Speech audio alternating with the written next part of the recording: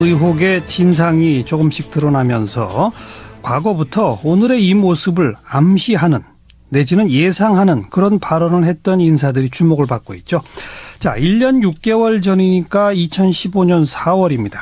박근혜 대통령을 심리학적으로 분석한 결과를 내놓은 분이 있는데 그때 이렇게 말했습니다. 박근혜 대통령은 심리적으로 의존 상대가 필요하다.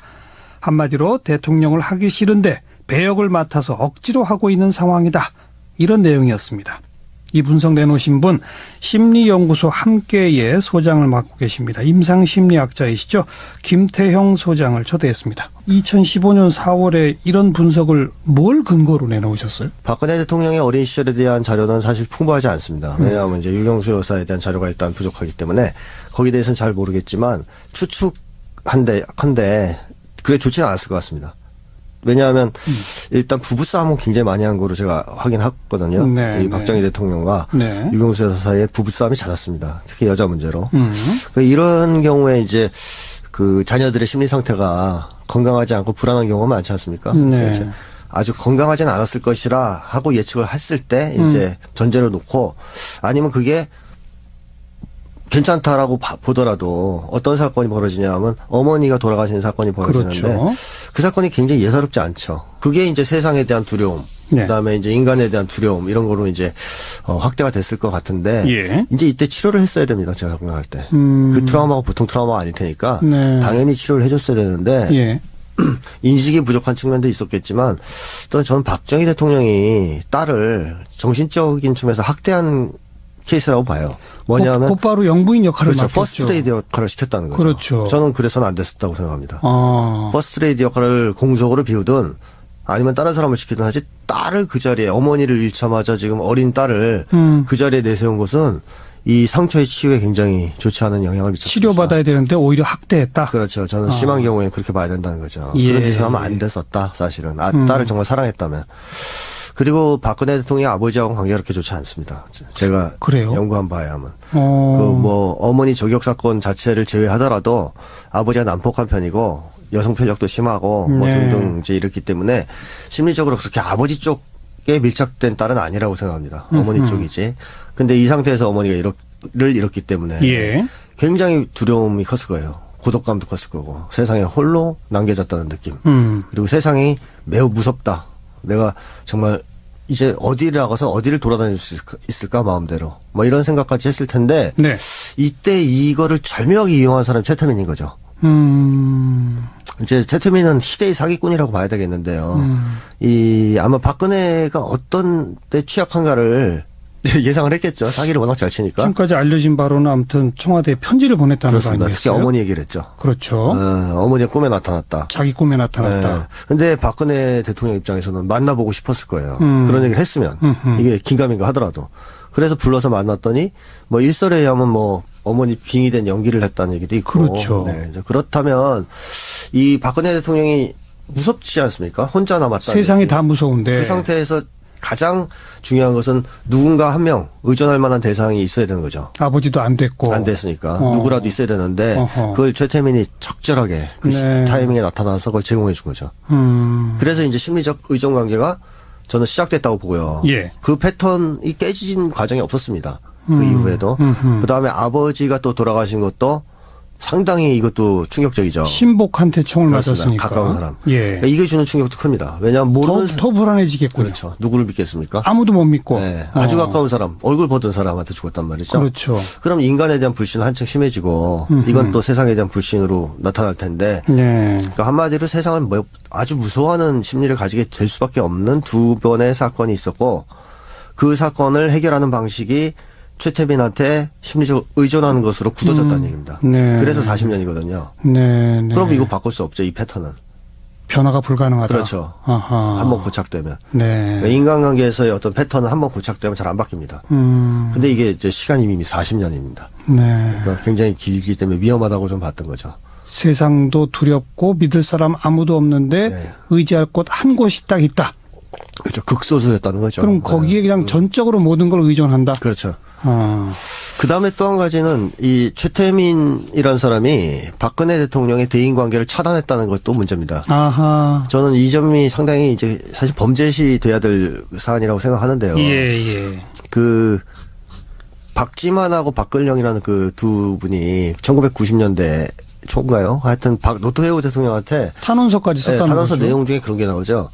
최태민이 언니와의 접촉을 차단한다. 그러니까 인적 교류를 차단하고 통제하고 있다. 이런 얘기가 나오잖아요. 어찌 보면 그래도 가장 가까울 수 있는 동생들인데. 그렇죠. 거기까지도 차단을 했으니까 이런 탄원서까지 나온 거 아니냐. 그렇죠. 근데 그렇다면 최태민이라는 사람이 박근혜 대통령을 차라리 사회생활을 그냥 하도록 풀어줬으면. 그렇죠. 다니면서 뭐. 다양한 경험을 하고 사람들을 만나보면 인식의 그렇죠. 변화가 생길 수도 있는데. 그렇죠. 이 최태민이 이상하다는 생각도 할 수 있어요. 그 정상적으로 학교도 잘 다니고 혼자서 네. 시장도 다니고 친구들이랑 놀기도 하고 그랬으면 되는데 그게 아니고 최태민이라는 사람이 완전히 컨트롤했다는 거죠. 실제로 보면 그 박정희 대통령 시해 이후에 정치권에 입문하기 전까지는 상당히 은둔 비슷한 생활을 하지 않았었습니까? 입문하고도 그랬습니다. 아, 그랬었죠. 입문하고도 박근혜 대통령을 직접 다이렉트로 못 만납니다, 사람들이. 사람들이 주변에 항상 인해 장막이 있었고 허가 없이는 접근이 안 됩니다. 이거를요 좀 심하게 얘기하면 좀 감금 아니냐. 사실상 최태민이 자기의 개인적 목적을 이용해서 교묘하게 사람을 오랫동안 이렇게 컨트롤하면서 한 거 아니냐. 이런 생각도 들고. 그럼 여기에 무슨 종교적인 이런 것도 종교가 들어가면 훨씬 강력해집니다. 강력해진다. 예. 왜냐하면 무력감이나 불안감이 심한 사람이 강한 힘 앞에 취약하거든요.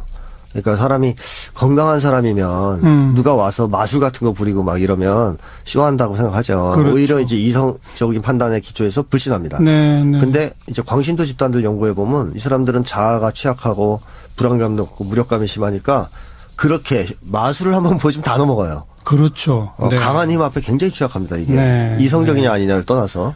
그래서 보통 불안감과 무력감 같은 게 심한 사람, 공포가 심한 사람들은 강한 힘을 제공해 줬을 때 거의 광신도가 되는데요. 네. 이 박 대통령의 심리가 그랬을 거라고 보고 최태민이 종교를 거기다 이용한 거죠. 그러자 더 강력하게 이 의존관계가 굳어졌을 가능성이 있습니다. 최태민과의 관계에 대한 설명을 쭉 들었는데 네네. 그런데 세상을 떠난 지 한참 됐잖아요. 그 딸 그렇죠. 지금 뭐 최순실이 아니라 또 그 언니가 더 실세니 뭐니 이런 얘기도 막 나옵니다만 어쨌든 그 최태민이 아닌 그 딸들과의 똑같은 그런 관계가 이어질 수 있나요? 이어져야만 하죠. 존재가 다른데? 왜 이어져야만 하냐면 박근혜 대통령 기본 심리는 의존 대상이 있어야 되는 겁니다. 자기 혼자 힘으로 쓸 수가 없기 때문에. 예. 그래서 이어져야 됩니다. 누구한텐가. 근데 그게 이어지기 아주 쉬운 조건이었죠. 혈육 관계에다가 뭐 종교적으로 뭐 후계자까지 됐으니까 네. 얼굴도 그 최태민이 살아있을 때 보던 사이고. 이러면 넘어가기가 아주 쉽죠. 근데 일단 중요한 것은 박근혜 대통령이 의존 상대가 필요 없어지는 시점이 이런 그런 심리가 아니고 계속 누군가가 필요한 사람이기 때문에 그것도 다수는 아니고 극소수 대인 불신이 높으니까 그랬을 때 최태민이 사라지면 바로 누군가가 대체해 줘야 됩니다. 그렇군요. 그 만약에 지금 최순실 씨가 구속됐다. 접촉이 도저히 안 된다. 어떤 식으로든. 그러면 누군가 또 생겨야 됩니다. 이걸 해줘야 됩니다. 이 역할을. 그게 안 됐을 때 저는 정신적으로 상당히 위험해질 거라고 예측했던 거죠. 소위 문고리 3인방에 우병우 수석까지 일단 다 청와대에서 내보냈단 말이에요. 최순실 씨는 지금 검찰에 가 있고. 그럼 또 누구한테 그걸 의지할 수 있을까요? 최순실 일가가 제공했던 만큼의 강력한 보호 능력, 그러니까 정신적인 지배 능력은 보여줄 수 없을 거라고 봅니다. 즉 박근혜 대통령의 불안감이라든가 이런 거를 덜어내는 데서는 미흡하다는 거죠. 최씨 일가만큼은 못할 거라는 거죠. 그래서 이제 그때의 그 심리 상태, 불안정한 심리 상태가 어떤 결과를 유발할지 모르기 때문에 빨리 하야하고 정신감정도 받고 치료도 받고 좀 다른 사람도 좀 접촉을 하게 해줘야 되지 않겠습니까? 즉 객관적인 전문 또 국민들. 일반적으로 이렇게 반드시 어떤 사람들에게 의존해야만 하는 그런 유형의 심리를 갖고 있는 사람이 그 의존 상대가 사라지면 어떤 패턴을 보입니까? 아주 두려워서 완전히 고립돼서 정신적으로 붕괴하는 경우가 있고요. 그렇지 않으면 폭발합니다. 폭발해요? 그러니까 제가 연산군을 예로 들었었는데 1년 6개월 전에 분석할 때도 연산군이 마지막까지 의존 상대가 정의왕후였습니다. 세조의 부인. 그 분이 할머니인데 돌아가시자마자 사화를 엄청나게 일으키고 하여튼 수틀림은 다 죽이는 식의 이제 광풍을 일으키는데요. 네, 네. 이 때문에 사실은 반장이 일어났거든요. 그러니까 측근들도 아무도 안심을 할 수 없는 상황이 됩니다. 막 죽이니까. 이걸 씨는 아직 상황 판단을 그렇게 정확하게 못한 상태인 것 같은데요. 들어왔을 때 표정이나 여러 가지 좋지 않은 걸 봤을 때 이 사안의 심각성을 아직 심각하게 모르는 것 같습니다. 근데 최순실 씨의 심리 분석도 가능합니까? 지금 그 자료가 너무 적습니다. 근데 이제 예를 들어서 최태민을 바로 이어받아 네. 똑같은 패턴으로 박근혜 대통령과의 관계를 가지면서 박근혜 의존 상대였다라고 친다면 네. 그런 식의 심리적으로 취약한 사람에게 접근해서 희대의 사기꾼 이런 표현 썼잖아요. 네. 그렇게 자기에게 의존하게 만드는 그런 사람들이 어떤 패턴도 있습니까? 그런 사람들이 사기꾼인데요. 예. 일단 타인의 심리를 잘 읽습니다. 그 사람들이. 예. 그리고 상대방의 약한 고리에 필요한 걸 제공해 잘해주죠. 그런 말도 잘해주고. 네. 그러니까 이제 받는 사람 입장에서는 굉장히 이제 그 사람에 대한 의존도가 높아집니다.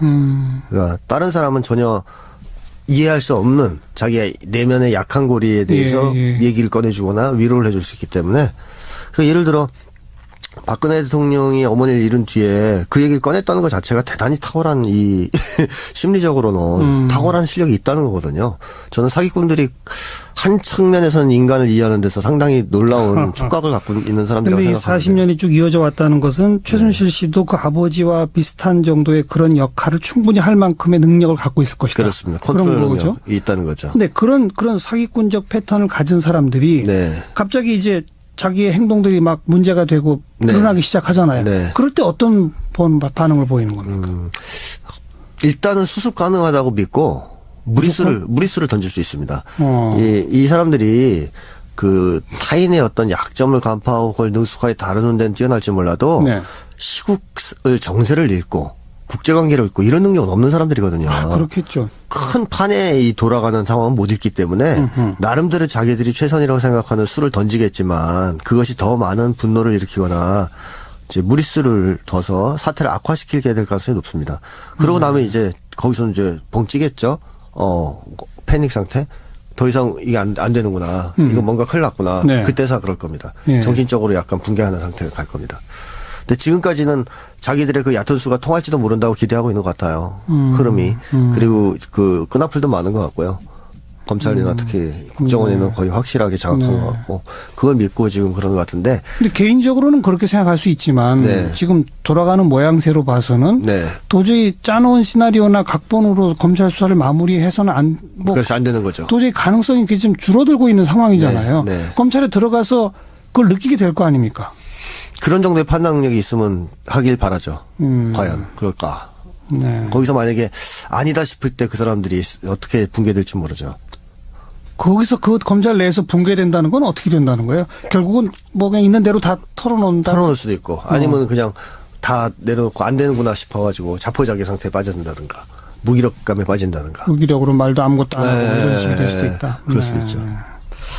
그리고 지난번 그 인터뷰나 이런 데서도 18년 동안 은둔 생활하던 박근혜 대통령을 정계에 돌아오게 한 세력들이 네. 범죄를 저지른 거다라는 주장을 하셨는데 그렇죠. 이걸 범죄라고까지 표현하신 이유는 뭡니까?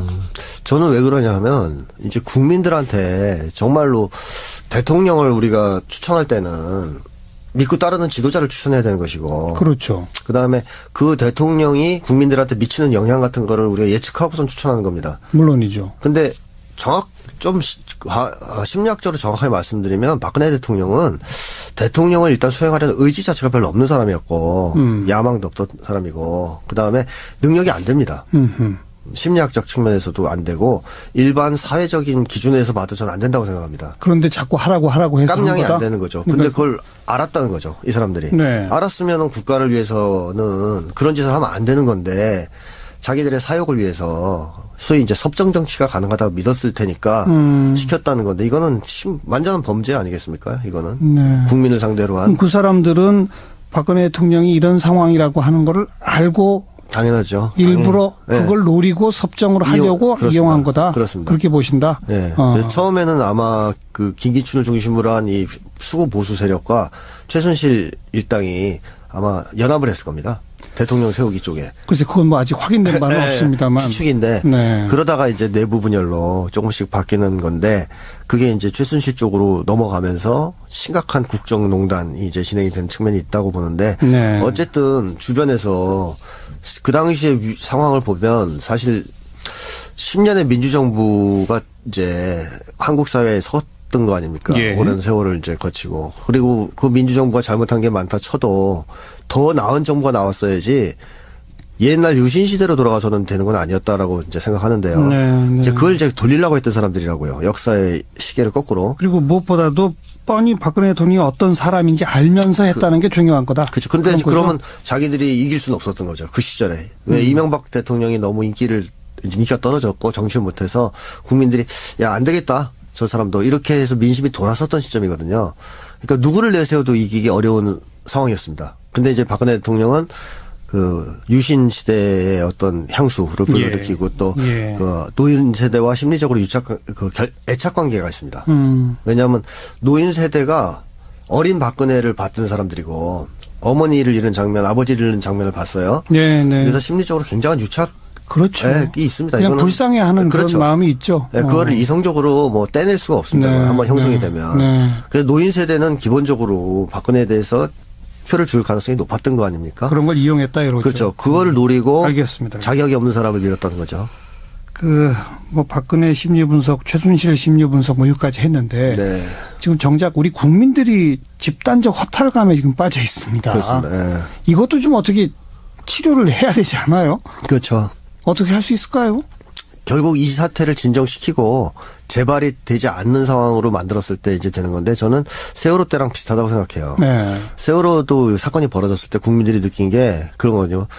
한국 사회 민낯을 본 그 처참한 느낌. 그렇죠. 우리가 그래도 이런 정도까지는 아니었다고 믿었는데 너무 한국 사회가 형편없었지 않습니까? 그때 이제 우리 국민들이 느꼈던 어떤 자기 모멸감 뭐 이런 수치감 같은 게 있었어요. 네. 근데 이거를 그 당시에 우리가 진상규명을 잘 했다면 진상규명을 명백하게 다 하고 그다음에 재발 방지를 위해서 시스템 개조를 했다면 이런 또 안 터졌을 거 그렇죠. 아니겠습니까? 그렇죠. 근데 그때 지금 몇 년인데 해결이 안 됐잖아요, 전혀. 그러니까 이번 사건도 마찬가지일 거라고 생각합니다. 진상규명 명확하게 돼야 되고, 즉 저는 박근혜 대통령은 일단 내려오는 것이 본인을 위해서나 국가를 위해서나 꼭 필요한 일이고, 예.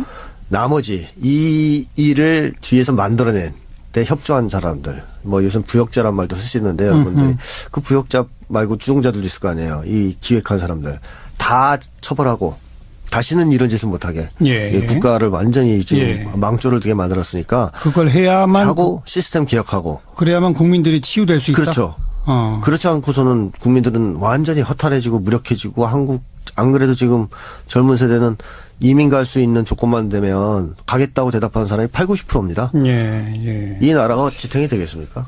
근데도 그게 정말 국민들 마음에 시원하게 마무리가 안 되면 네. 그러면 어떻게 될까요? 안 되면 집단적인 어떤 트라우마가 나오나요? 극단적인 어떤 한국 사회에 대한 혐오감, 그다음에 살기 싫다는 느낌, 무력감, 그다음에 아무것도 믿기 싫다는 정치적 불신감 예. 등 한국 사회가 활력을 잃어버리겠죠. 어떻게 보면 나라가 이제 여기서 망하는 거죠. 아이는 더 안 나올 것이고. 혹시 이럴 때, 예. 아이, 그래요. 내년 대선에서는 우리 똘똘 뭉쳐서 어쨌든 정권부터 바꿔놓고 봐야 돼. 이런 식으로 다른 힘이 생길 가능성은 없어요?